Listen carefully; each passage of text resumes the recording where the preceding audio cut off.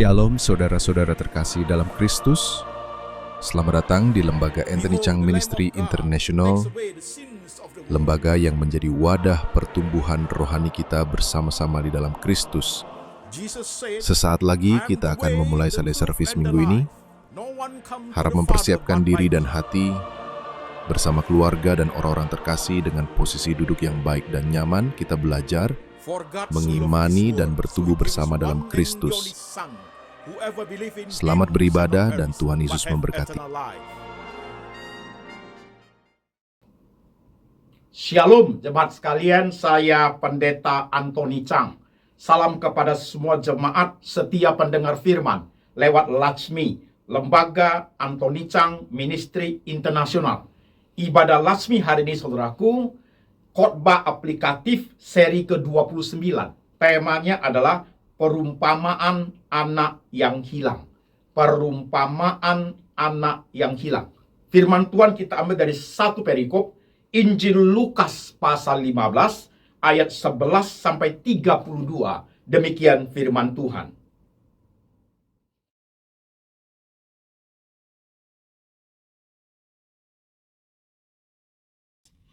Yesus berkata lagi, ada seorang mempunyai 2 anak laki-laki. Kata yang bungsu kepada ayahnya, "Bapak, berikanlah kepadaku bagian harta milik kita yang menjadi hakku."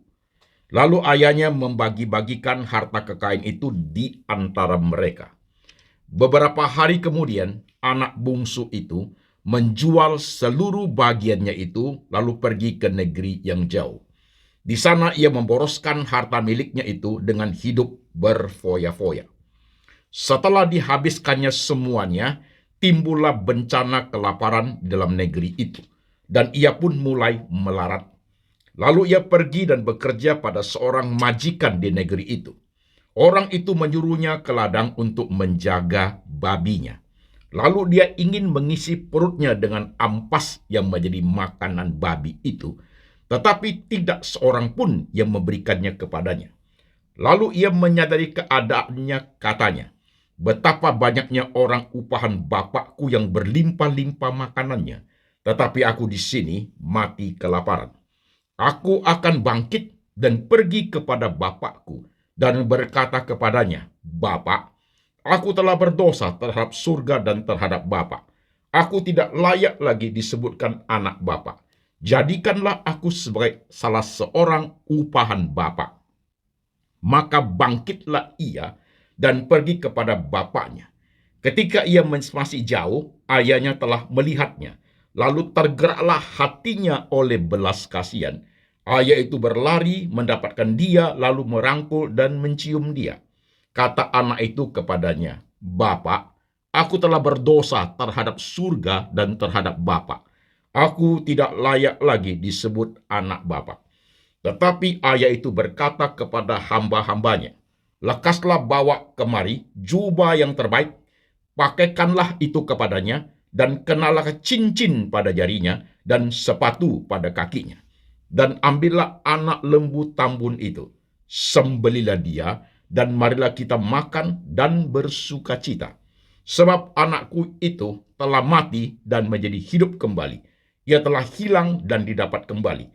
Maka mulailah mereka bersukaria. Tetapi anaknya yang sulung berada di ladang, dan ketika ia pulang dan dekat ke rumah, ia mendengar bunyi seruling dan nyanyian tari-tarian. Lalu ia memanggil seorang hamba dan bertanya kepadanya, apa arti semuanya itu? Jawab hamba itu, "Adikmu telah kembali, dan ayahmu telah menyembelih anak lembu tambun, karena ia mendapatkannya kembali dengan sehat." Maka marahlah anak sulung itu, dan ia tidak mau masuk. Lalu ayahnya keluar dan berbicara dengan dia. Tetapi ia menjawab ayahnya, katanya, "Telah bertahun-tahun aku melayani Bapak, dan belum pernah aku melanggar perintah Bapak. Tetapi kepadaku belum pernah Bapak memberikan seekor anak kambing untuk bersukacita dengan sahabat-sahabatku. Tetapi baru saja datang anak Bapak yang telah memboroskan harta kekayaan Bapak bersama-sama dengan pelacur-pelacur, maka Bapak menyembelih anak lembu tambun itu untuk dia." Kata ayahnya kembali, "Anakku, engkau selalu bersama-sama dengan aku, dan segala kepunyaanku adalah kepunyaanmu. Kita patut bersukacita dan bergembira, karena adikmu telah mati dan menjadi hidup kembali. Ia telah hilang dan didapat kembali." Amin. Saudara-saudara sekalian, firman Tuhan sudah kita baca, firman Tuhan sudah kita dengar. Mari jemaat yang sedang beribadah hari ini, kita tunduk kepala, kita berdoa yuk. Tuhan Yesus, kami sudah baca firman-Mu, kami sudah mendengarkan firman-Mu. Sekarang roh Tuhan bekerja, mengurapi hamba-Mu ini, memberi ia hikmat dan bijaksana, boleh menguraikan firman Tuhan ke dalam bahasa sehari-hari kami, bahasa jemaat. Supaya Tuhan, pertumbuhan rohani kami makin hari makin bertumbuh dengan baik. Dengan segala situasi, keadaan, dan berbagai peristiwa yang kami hadapi, kami bisa memahami tangan Tuhan bekerja. Kami bisa mengerti firman Tuhan dengan baik. Kami bisa menjadi pengikut Yesus yang sejati. Kami siap hati, kami siap pikiran, kami siap iman untuk diberkati. Tuhan Yesus berbicara, kami mendengar. Dalam nama Tuhan Yesus, kami berdoa. Amin. Shalom jemaat sekalian, apa kabar? Waktu cepat sekali berlalu, saudara ya. Sangat cepat. Hari ini sudah tanggal 19 April 2026. Masih segar dalam ingatan kita baru merayakan Natal, masuk tahun baru, kemudian Imlek, Xinjia, lalu Lebaran, Idul Fitri, kemudian kita ibadah Jumat Agung, Paskah, sekarang sudah di April 19 2026, saudaraku. Cepat sekali itu waktu. Saudara-saudara sekalian, hari ini khotbah aplikatif. Saudara masih ingat, saya mengulang sebentar untuk saudara yang baru pertama kali ikuti ibadah di Latsmi. Di lembaga Anthony Chang Ministry International di Latsmi itu, khotbah serialnya ada 2 versi, saudaraku. Versi pertama, khotbah aplikatif 100 seri khotbah. Sekarang sudah sampai seri ke-29. Kemudian khotbah kedewasaan rohani sudah sampai seri ke-68. Bedanya antara khotbah aplikatif dengan khotbah kedewasaan rohani adalah khotbah aplikatif lebih sederhana pembahasannya. Bahasanya gampang dimengerti oleh semua lapisan jemaat. Namanya juga level aplikasi, saudaraku. Tetapi kalau khotbah kedewasaan rohani itu jauh lebih sulit, memerlukan pikiran yang lebih teliti, saudaraku, membawa kepada pikiran yang sifatnya pikiran analisa, mempunyai frame of thinking, integral thinking. Jadi lebih sulit, saudaraku, tetapi berkatnya sama. Ini digunakan khotbah serial seperti ini untuk menjangkau semua lapisan umat, sehingga baik yang mampu berpikir dengan kuat, yang berpikir sederhana, semua dapat berkat. Oke, saudaraku, dan hari ini 100 seri khotbah aplikatif sudah sampai seri ke-29. Temanya adalah perumpamaan anak yang hilang. Tadi kita sudah baca perikop, saudaraku, di Injil Lukas. Saudara perhatikan, saya akan uraikan secara sederhana perikop ini, saudaraku. Ketika kita sudah membaca perikop ini, perumpamaan tentang anak yang hilang itu, saudaraku, saya pikir kita jadi orang Kristen, perikop ini kita sudah sering dengar, bahkan sudah sering dengar khotbah bahkan puluhan kali, betul? Bahkan kita juga sering membaca di Alkitab itu tentang perumpamaan anak yang hilang. Dan jalannya cerita, setiap kita pasti sudah tahu, saudaraku. Perhatikan dengan baik, jemaat sekalian. Cerita tentang perumpamaan yang hilang itu sebenarnya berkaitan dengan 2 perumpamaan yang lain, yaitu perumpamaan tentang domba yang hilang, perumpamaan tentang dirham yang hilang, dan sekarang perumpamaan tentang anak yang hilang. Tujuan dari 3 perumpamaan itu, message-nya, beritanya sama, saudaraku, sama beritanya. Nah, saudara sekarang perhatikan tentang perumpamaan anak yang hilang. Kita bagi perikop itu menjadi beberapa segmen. Satu segmen tentang anak bungsu, satu segmen tentang anak sulung, ketiga segmen tentang bapak. Jadi dalam perikop, saudaraku, ya, tokoh penting di dalam perikop itu 3. Anak yang bungsu, anak yang sulung, dan bapak. Nah, tokoh utamanya adalah bapak. Oke, jemaat? Jadi gampang ngerti, saudaraku. Cerita yang kita baca itu, saudara sekalian, anak bungsu ini suatu hari dia meminta semua warisan dari papanya. Dalam kondisi papanya belum meninggal, dia minta semua warisan dari orang tuanya. Beri kepadaku harta yang menjadi hakku. Papanya membagikan harta kepada dia. Dan itu anak bungsu, saudaraku. Setelah dia ambil semua hartanya yang menjadi hak dia, dia tidak tinggal di rumah papanya lagi. Dia jual semua harta itu. Dia bawa harta itu, saudaraku, pergi ke negeri yang jauh. Di sana bukan dia memulai bisnis baru atau memulai hidup yang baru dengan modal yang ada, bukan, saudaraku. Dia hidup berfoya-foya. Uang yang dia dapat selama ini warisan dari orang tuanya, tidak ada sedikit pemikirannya untuk membuatnya menjadi banyak, untuk berhasil dengan modal dari orang tua, bukan, saudaraku. Tujuannya adalah hidup berfoya-foya. Namanya kehidupan yang berfoya-foya, saudaraku. 1 triliun, 10 triliun pun habis, saudara sekalian. Habis. Dikisahkan tentang anak bungsu itu, suatu hari timbullah bencana kelaparan. Suatu hari kemudian habislah hartanya. Dia menjadi jatuh miskin, dan saking miskinnya, saudaraku, dia lapar. Dia butuh makan, tapi sudah tidak ada uang untuk beli makanan. Maka dia pergi bekerja ke tempat majikan yang punya peternakan babi. Dia kerja jaga babi, saudaraku. Zaman itu, budaya mereka, pekerjaan menjaga babi, suatu level kehidupan yang sangat rendah, saudaraku. Bahkan itu cenderung sangat menghina, saudaraku. Begitu. Ya. Maka dia menjaga babi. Pada saat dia menjaga babi itu, begitu laparnya dia, saudaraku, dia ingin makan ampas babi yang babi makan. Tapi tidak diperkenan. Dia tidak boleh makan ampas babi. Saat itu anak itu dikatakan baru sadar dia. Ampas babi pun dia tidak boleh makan. Dia lihat babi makan itu ampas. Dia lihat babi lihat dia. Hari itu anak itu baru sadar. Dia bukan babi. Tapi ampas babi pun tidak boleh makan. Saat itulah baru teringat dia. Betapa banyaknya makanan harta di rumah bapakku. Kenapa aku kelaparan di sini? Aku mau pulang ke rumah bapak. Aku berkata kepada bapak, aku berdosa terhadap surga dan aku tidak layak dijadikan anak. Aku ingin menjadi orang upahan bapak. Maka tergerak itu anak pulang kampung. Begitu, saudaraku. Oke? Pulang kampung. Dan saudara-saudara sekalian, perhatikan.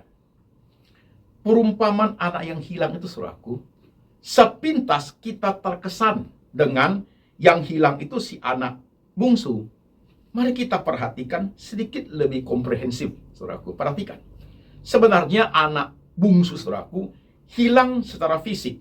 Artinya, saudara sekalian, tidak di rumah papanya lagi. Tidak hidup bersama papanya lagi. Secara fisik itu hilang. Dia pergi ke negeri yang jauh. Tetapi ketika kita bicara perumpamaan anak hilang, tidak hanya berfokus kepada anak bungsu, saudaraku. Anak sulung juga adalah anak yang hilang. Uniknya hidup itu, saudaraku.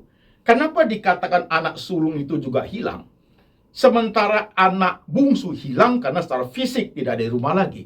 Anak sulung kan di rumah, Pak Pendeta. Hidup bersama papanya. Kok disebut ia hilang? Nah, menarik, saudara perhatikan. Kenapa si anak sulung disebut juga sebagai anak yang hilang? Kenapa? Perhatikan, saudaraku. Setelah anak bungsu itu pulang, Alkitab bercerita, papanya melihat anaknya dari jauh. Papanya datang menyongsong anaknya. Dipeluknya anaknya. Anak bungsu berkata, "Papa, aku sudah berdosa terhadap surga, terhadap Bapak, jadikan aku hamba. Mari pulang." Dia pulang ke rumah, si bapak menyuruh pembantunya, buat pesta. Taruh cincin di jarinya, taruh sepatu di kakinya. Kita sembeli anak lembu tabun, kita pesta. Jadi, saudaraku, ketika pesta itu dilakukan, anak sulung dari jauh dia mendengar. Kenapa ada suara seruling tari-tarian? Dia tanya pembantunya, adikmu sudah pulang. Papamu bersuka cita. Maka dibuatlah pesta. Pulanglah itu anak sulung. Sampai di depan rumah, dia nggak mau masuk rumah, saudaraku. Marah sekali dia. Papanya menyongsong dia. Dia berkata, "Papa, aku hidup taat sama papa. gak pernah melanggar peraturan papa. Tapi bagiku, papa tidak pernah memberikan seekor anak kambing saja. Gitu. Tidak pernah untuk aku berpesta dengan teman-temanku. Tetapi anak yang hilang itu, anak yang jahat itu, anak yang menghancurkan harta papa itu, menghabiskan harta papa itu, pulang, papa kasih dia pesta. Saudaraku, tadi saya bertanya kepada jemaat, apakah anak yang sulung itu hilang juga? Iya. Sekalipun dia di rumah, saudaraku, dia hilang hubungan dengan papanya.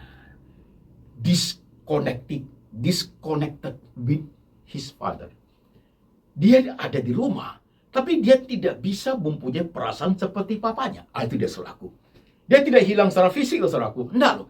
Tapi dia hilang hubungan dengan papanya. Dia tidak bisa mengerti perasaan papanya. Dia tidak bisa mempunyai hubungan dengan adiknya, itu tidak udah disconnected. Dia tidak peduli itu adik kandung, dia nggak peduli, saudaraku. Yang dia tahu adalah kenapa aku tidak diberikan.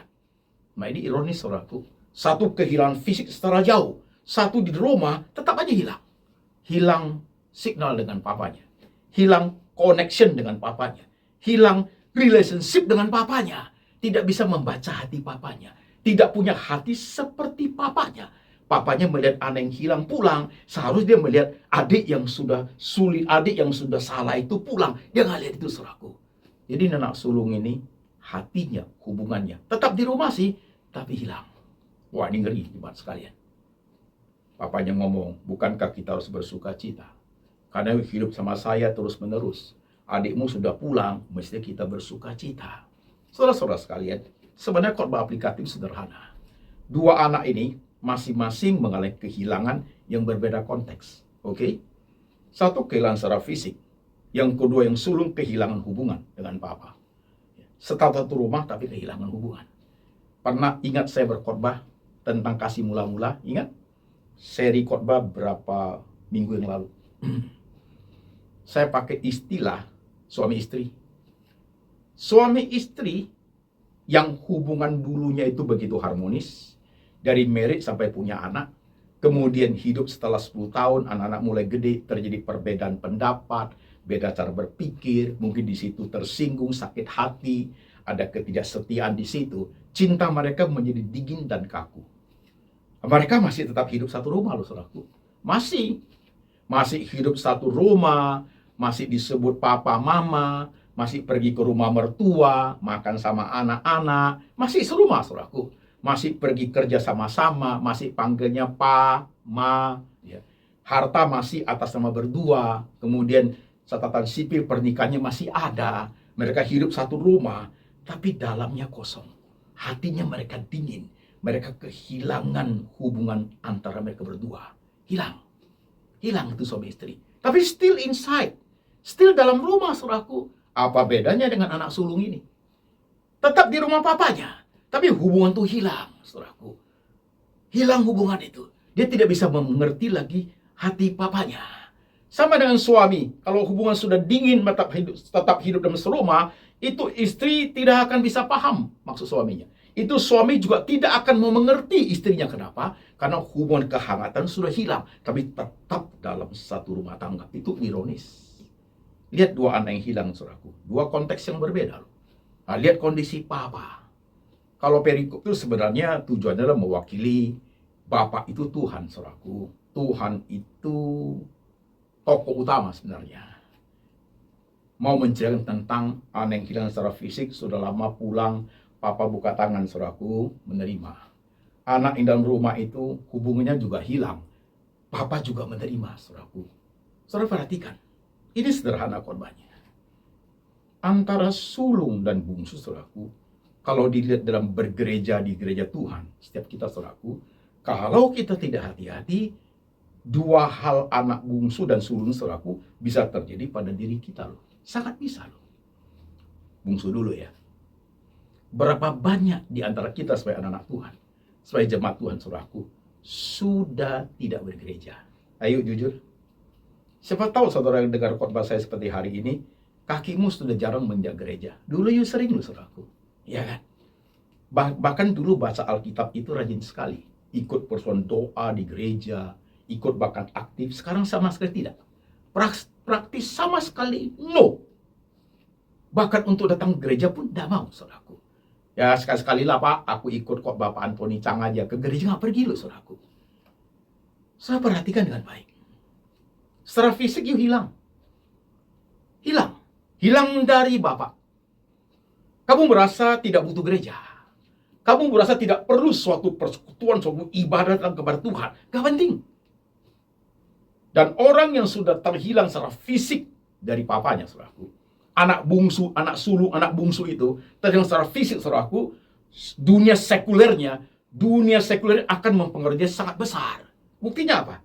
Setelah dia tinggalkan dari papanya. Foya-foya, hidup di dunia yang tidak benar, saudaraku, dengan harta yang ada, habis. Jadi melarat dan jatuh miskin, saudara sekalian.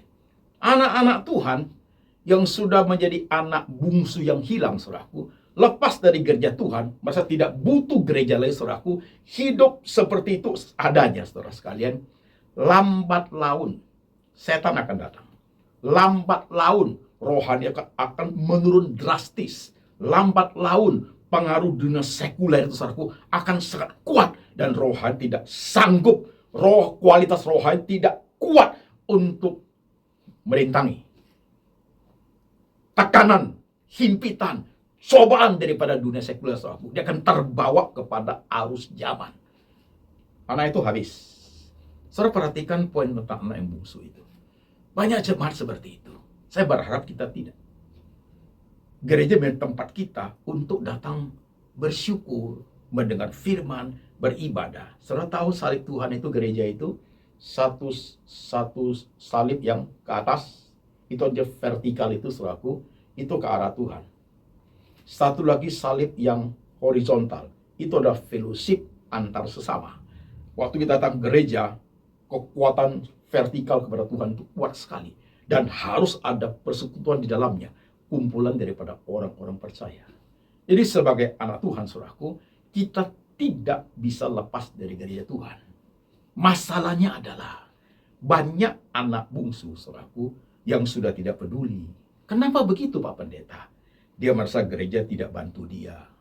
Dia merasa gereja tidak bisa tolong apa-apa. Dia merasa gereja sudah tidak menjadi tempat yang enak buat dia. Dia merasa gereja itu apatis terhadap dia. Dan orang-orang tuh merasa, buat apa ke gereja? Gak ada untungnya. Cara berpikir pada gereja menjadi sangat negatif. Dan jemaat seperti itu di dalam pengalaman hidup saya, saudaraku, saya ketemu banyak yang dulunya rajin, saudaraku, rajin. Sekarang sama sekali tidak menginjak gereja. Tidak pindah agama sih, enggak. Tapi nggak mau ke gereja. Mau di rumah aja. Nggak mau. Gerejamu di mana? Gereja asal? Oh, jauh, Pak. Saya tahu berbagai alasan, saudaraku. Gereja yang dekat kan ada. Ya, nggak familiar, Pak. Jadi pergi nggak ke gereja ibadah. Nggak di rumah aja. Banyak baik yang sudah usia lanjut, yang sebaya maupun yang muda, hendak bergereja, saudaraku. Hilang dia. Hilang secara fisik. Jauh dari rumah Tuhan. Nanti kalau sudah ada masalah berat, masalah susah, baru cari Tuhan, saudaraku. You tidak akan temukan Tuhan di situ. Tidak akan temukan. Betapa banyaknya. Ingat dunia yang kita hadapi sekarang, saudaraku. Dunia yang kita hadapi sekarang itu godaannya besar sekali. Tantangannya besar sekali. Dan kita menjauh dari Tuhan. Rohani kita menjadi lemah. Fisik, rohani itu harus diberi makanan rohani yang kuat itu tidak tersalurkan dengan baik. Kita tidak menerima nutrisi daripada kebenaran itu, saudaraku. Kau akan terhimpit oleh godaan dunia. Sebentar habis, saudaraku. Sadar, sudah terjatuh lama. Sadar dosa, seperti anak yang bungsu itu, saudara sekalian. Sudah lihat babi, baru sadar dia bukan babi. Hati-hati untuk hal ini. Banyak anak Tuhan seperti itu. Gereja menjadi tempat yang rasanya jauh sekali. Buat apalah? Dulu saya sering, Pak. Sekarang sudah tidak. Dengar khotbah saya, jemaat sekalian. Saya khotbahnya biasanya keras, saudaraku. Aplikasi khotbah aplikatif pun keras. Kau yang hari ini ikut ibadah lasmi. Selain ikut ibadah lasmi, you harus pergi ke gereja Tuhan, saudaraku. Jangan merasa, aku udah baca Alkitab, dengar Pak Antoni khotbah, udah cukup. Tidak cukup. You harus ke gereja. You harus fellowship di situ. Ada kumpulan orang kudus itu, kumpulan orang percaya You ikuti kegiatan itu, saudaraku. Itu sangat penting. Apa yang kamu dapat dari lembaga Anthony Chang Ministry International adalah untuk mengisi punya rohani, membuat kamu kuat rohani, membuat kamu go to your church untuk melayani gerejamu. Itu poinnya, saudaraku. Lembaga ini tujuannya bukan engkau gak usah bergereja. Tidak, you must go. Harus balik ke gereja. Perhatikan nih, anak bungsu ini. Ada satu pertobatan buat dia. Sadar akan dosa. Balik dia. Waktu dia balik, papanya buka tangan. Come. Tuhan selalu ready untuk kita, saudaraku. Tapi jangan mempermainkan pengampunan Tuhan. Buatkan pesta, sembeli anak lembu tambun, kasih cincin di jarinya, sepatu di kakinya, kasih jubah yang paling baik. Kita pesta, sangat welcome itu Father, saudara sekalian. Itu Tuhan itu. Jemaat dengar hari ini, kalau you seperti itu, balik ke gerejamu ya.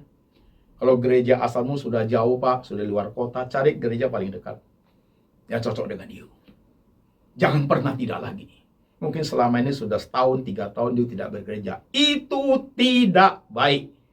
Dengarkan saya. Jangan, saudaraku. Itu tidak baik.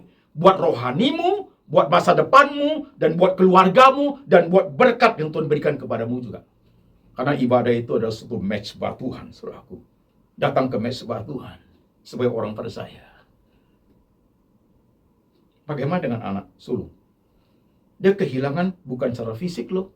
Dia hidup satu rumah dengan papanya. Jadi kehilangan hubungan, saudaraku. Kehilangan hubungan. Saya sudah pernah khotbah tentang disconnected with God.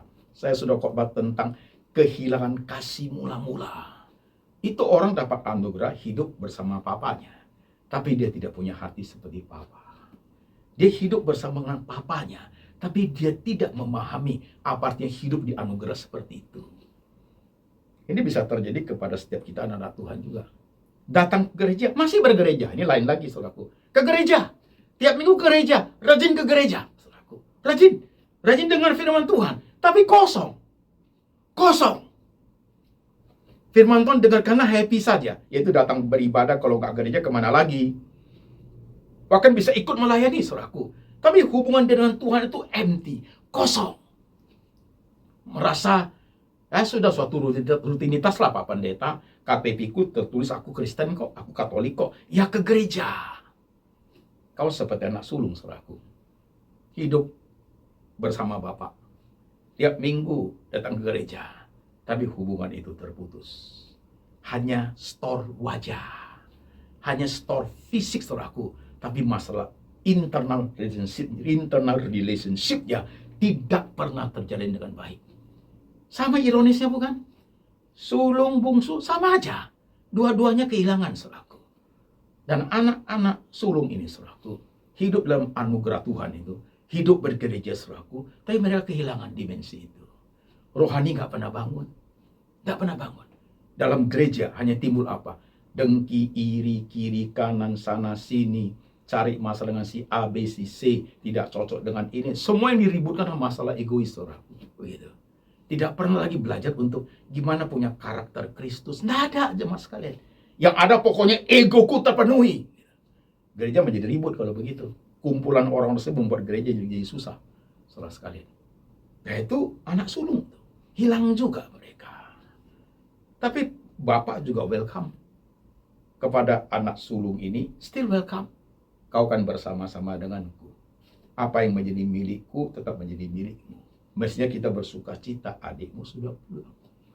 Bagi anak bungsu, anak sulung, saudaraku, pertobatan sejati, Tuhan welcome. Bapak itu selalu begitu. Maka dirham yang hilang, domba yang hilang, anak yang hilang, saudaraku. Ketika domba yang ditemukan itu, yang pemilik dombanya sukacita luar biasa. Ketika dirham yang hilang itu ditemukan, pemilik dirham itu senangnya bukan main. Sama juga dengan anak yang hilang itu. Ketika ditemukan kembali, Bapak itu hatinya sangat bersukacita. Pesta kita, pesta. Khotbah sederhana hari ini, tapi menyentuh bagian esensi hidup kita. Dan banyak loh di antara kita orang percaya, saudaraku, bisa mengalami kedua hal ini. Menjadi anak bungsu yang hilang. Atau menjadi anak sulung, hilang juga. Begitu. Secara fisik masih ada, tapi internal relationship dengan Tuhan itu, dah ada, men. Dah ada. Ke gereja itu store fisik.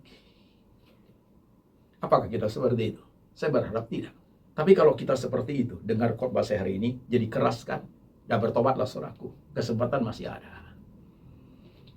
Anak-anak sulung itu saudaraku, ketika merasakan berkat itu berkurang, si A, si B dikasih berkat oleh Tuhan, kok aku tidak? Nah itu dia. Muncul suatu hati yang, kenapa Tuhan tidak fair? Bisa sekali. Nah ini yang harus kita pahami dalam khotbah hari ini jemaat. Harus kita pahami dengan baik. You and me just the same. Gereja suatu keharusan loh, datang beribadah kepada Tuhan. Suatu keharusan saya melayani gereja Tuhan, saudaraku. Ya, saya melayani lembaga ini sekaligus saya tiap minggu melayani gereja Tuhan. Kecuali saya sakit. Seperti minggu lalu, saya tidak bisa melayani gereja. Saya cancel pelayanan. Karena saya mengalami diare, saudaraku. Diare yang parah. Saya lemas sekali. Saya terpaksa tidak bisa. Tapi kalau saudara sekalian, kalau saya sehat, harus pergi gereja untuk melayani, saudaraku. Menjadi sangat penting. Jemaat mengerti?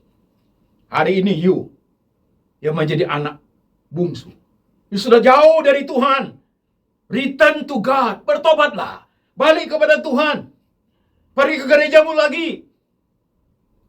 Saudara menjadi anak sulung. Rasa hatimu sama Tuhan itu hitungan banget sama Tuhan. Tidak ada keinginan untuk berkorban sekalipun untuk Tuhan. Merasa Tuhan tidak fair, tidak adil begitu.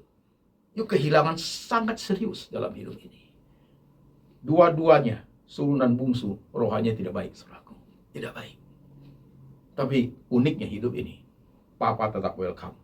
Tangan tetap terbuka untuk setiap anak-anak Tuhan yang bertobat, mau datang kepada Tuhan.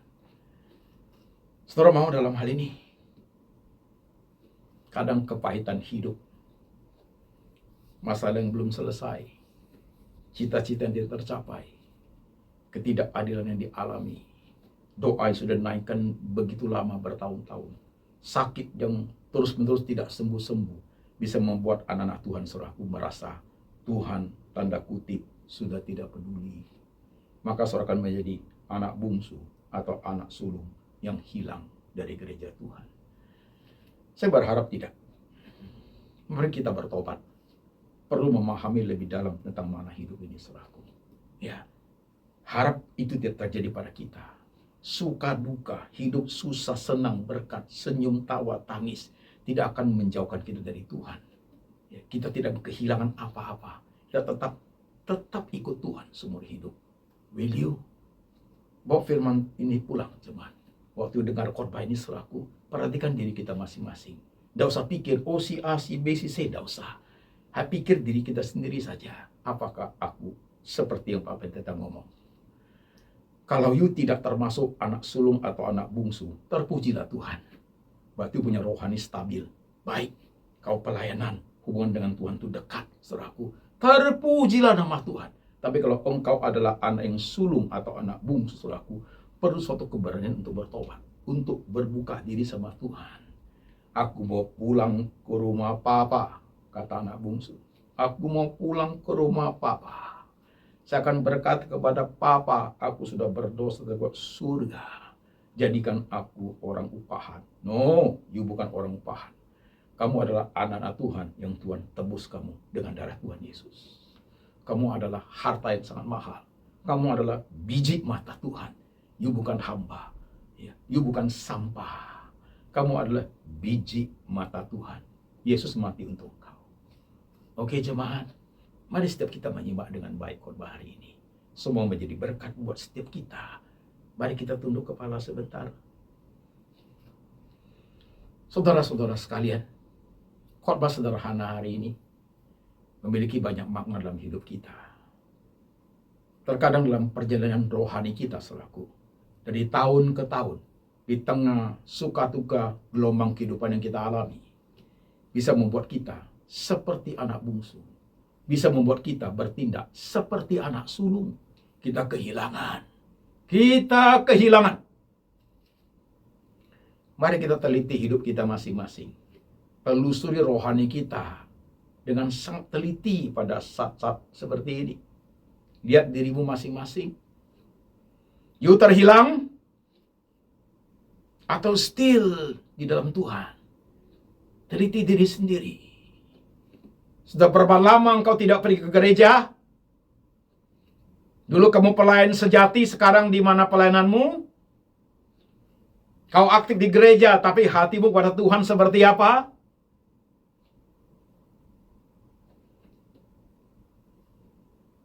You pahit hati sama Tuhan?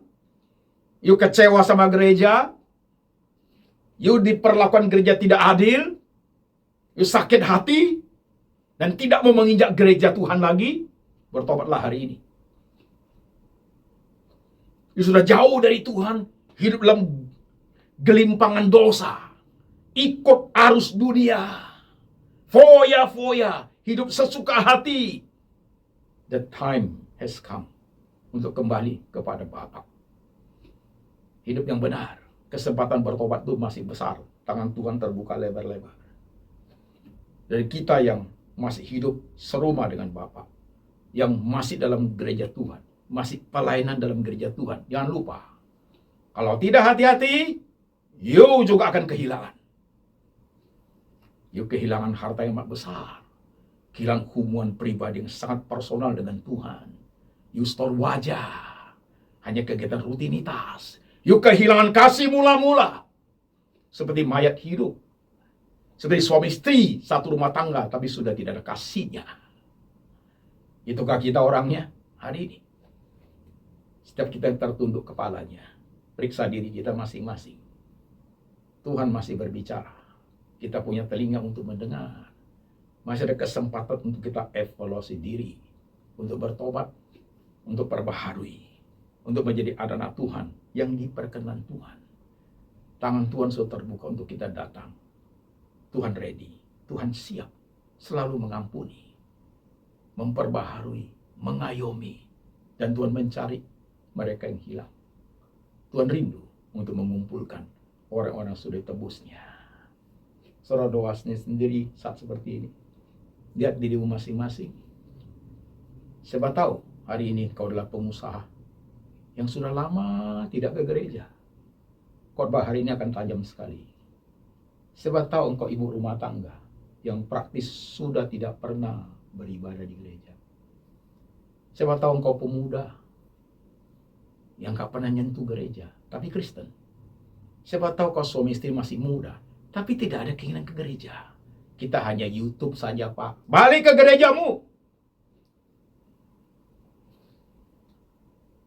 Atau ya orang yang kecewa pada gereja, lu merasa pahit oleh karena sikap gereja. Cari gereja lain. Cari gereja lain. Ke gereja, that is a must dalam kehidupan orang percaya. Lihat dirimu masing-masing, saudaraku.